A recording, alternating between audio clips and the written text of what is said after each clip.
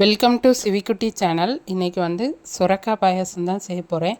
இந்த சேனலை இப்போ தான் முதன்முறையாக பார்க்குறீங்கன்னா லைக் பண்ணுங்கள், ஷேர் பண்ணுங்கள், கமெண்ட் பண்ணுங்கள், முக்கியமாக சப்ஸ்கிரைப் பண்ணுங்கள். வாங்க வீடியோக்குள்ளே போகலாம்.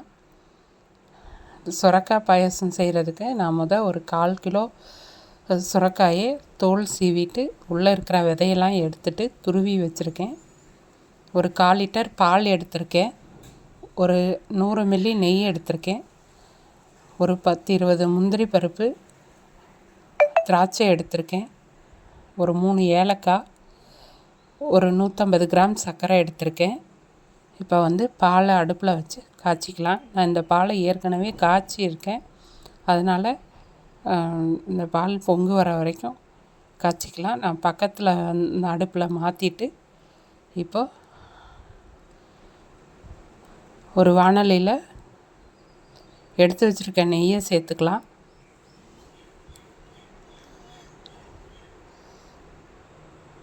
இப்போ இந்த நெய்யில் எடுத்து வச்சுருக்க முந்திரி பருப்பை வறுத்து எடுத்துக்கலாம்.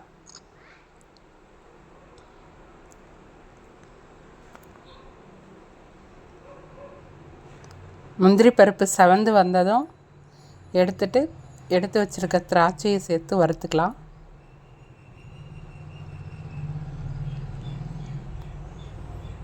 இந்த சுரக்காய் பாயாசம் வந்து உடம்புக்கு ரொம்ப நல்லது. நீர்ச்சத்துள்ள காய்.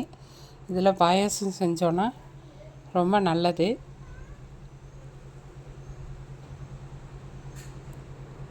இப்போ வந்து முந்திரி பருப்பை எடுத்துகிட்டு திராட்சையை சேர்த்து வறுத்துக்கலாம்.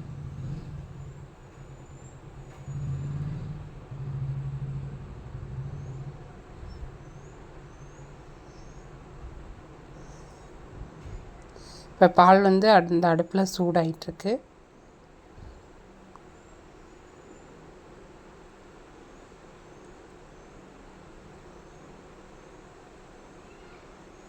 இப்போ திராட்சையும் வறுத்து எடுத்தாச்சு. இப்போ அதே நெய்யில் எடுத்து வச்சுருக்க சுரக்காயை சேர்த்து வதக்கிக்கலாம்.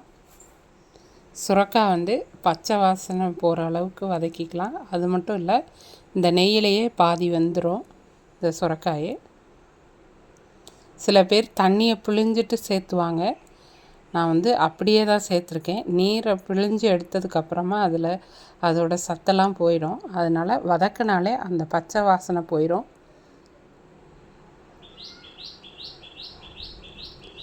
இப்போ வந்து சுரக்காய் நல்லா வதங்கிருச்சு. இப்போ அதில் இந்த சூடாக இருக்கிற பாலை சேர்த்துக்கலாம்.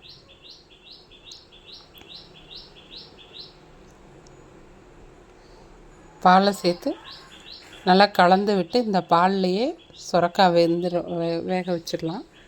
இப்போது நான் எடுத்து வச்சுருக்கிற ஏலக்காயை தட்டி சேர்த்துக்கிறேன்.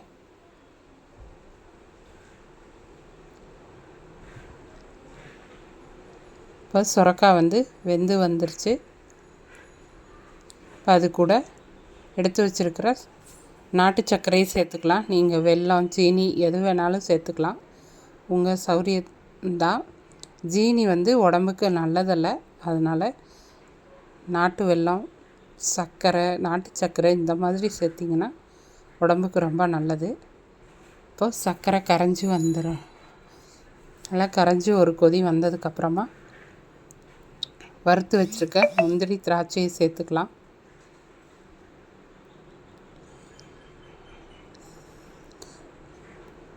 சுரக்காய் வந்து நல்லா வெந்துருச்சுன்னா வந்து வாயில் நல்லா மென்று சாப்பிட்ற மாதிரி இருக்கும். சில பேர் சுரக்காயை வேக வச்சு அரைச்சி சேர்த்துவாங்க. ஆனால் அப்படியே சாப்பிட்டாலும் நல்லா தான் இருக்கும். அதனால் நான் அரைக்கலை, அப்படியே நேரடியாக சேர்த்துக்கிட்டேன்.